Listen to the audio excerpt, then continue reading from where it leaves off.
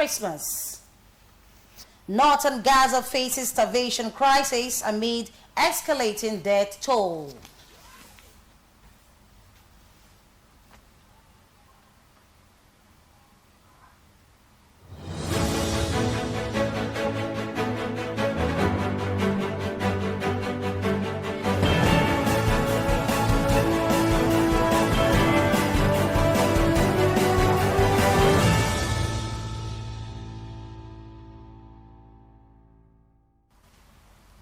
Good afternoon and welcome to World News at 3. I am Chelsea Oshaw. Christians around the world are celebrating the holiday of Christmas. Let's take a look.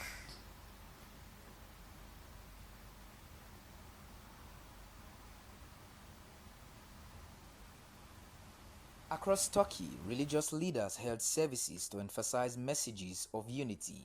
Congregants lit candles during devotions to offer prayers for peace. While in the French capital, Christmas Mass was held at the recently reopened Notre Dame Cathedral. Thousands of Catholics and other visitors have been streaming into the church, which was closed for 5 years after a fire in 2019. The Archbishop of Paris reminded worshippers to pray for relief from suffering.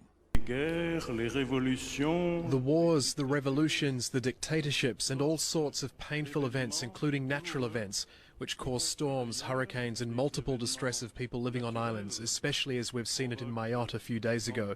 This kind of distress is not ignored by the prophet, and we cannot be joyful without thinking about the suffering, pain, and distress of the whole world. From Damascus, a small group of worshippers have gathered in the capital for morning service, with tight security around those Christmas gatherings.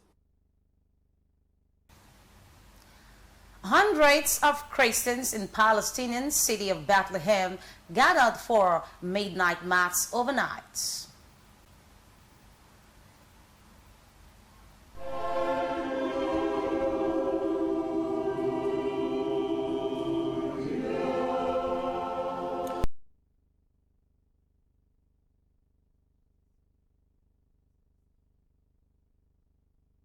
Place of Jesus Christ. There is no large Christmas tree in the Bethlehem main square and no festive lights.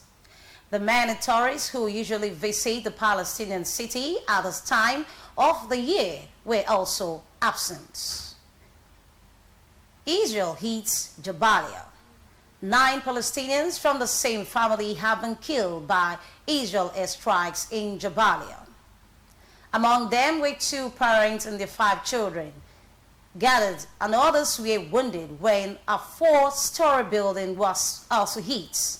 Civilians are digging through the rubble and recovering bodies. The number of confirmed dead is expected to rise. Deaths from starvation likely passed famine levels in northern Gaza and soon as January, according to a U.S. Global Food Crisis Monitor. The Famine Early Warning System Network says unless Israel allows more aid into northern Gaza, between 2 and 15 people a day will die of starvation and related illness from as soon as next month. The mortality threshold for famine is considered to be 2 or more deaths a day per 1,000 people.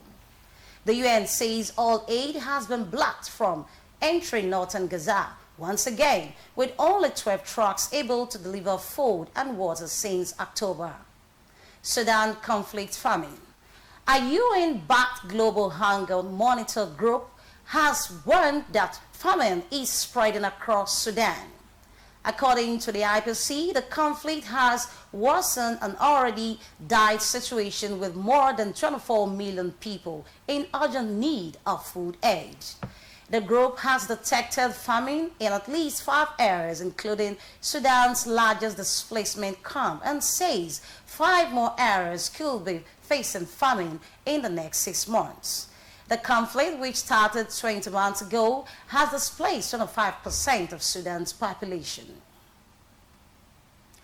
While there is hope for a united Syria, there is still concern over the security of some important locations. Palmyra in central Syria is known for its ancient city, which is a UNESCO World Heritage Site. It holds great cultural significance to Syrians and is symbolically crucial to any Syrian government. The reports. All the Syrian governments have been placing a high value on these treasures, and they wanted this place to be safe. The place is a place that has 5,000 years of history. This was a site of an Arab kingdom, the kingdom of Quints and Nubia, before it was invaded by the Romans. It has the same value, probably even economically speaking, as oil or any other treasure that the country has, or any other resources.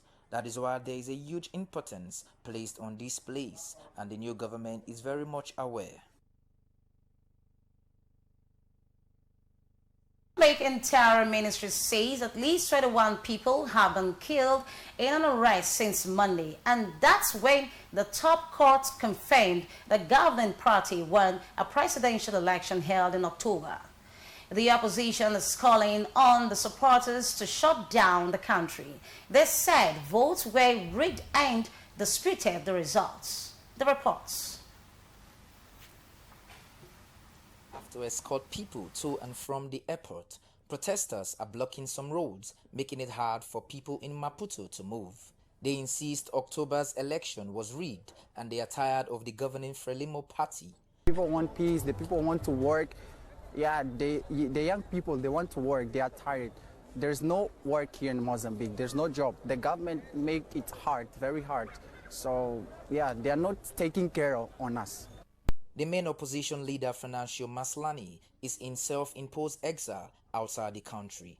Officials from his party says his life is in danger.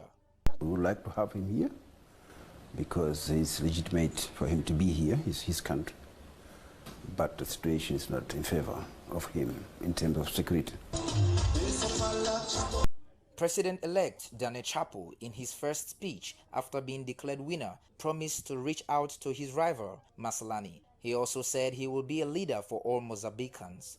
The post-election unrest has cost the economy, disrupting business at land borders, ports, and airports.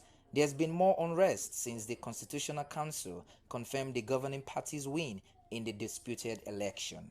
Burning tires and blocking off roads is how protesters say they are shutting down Mozambique. You see this in the poor neighborhoods where people are frustrated about corruption and the high cost of living. Not all Maputo is chaotic. Most businesses are still closed, but it's been generally quiet in the middle class and affluent areas. There is more security in poor areas where police are deployed near potential hotspots. How long they will be out here will depend on how quickly this political crisis can be resolved. And that's the size of our world news at 3 on EBS television. I am Chelsea Osho saying thank you for your time. Good afternoon and Merry Christmas.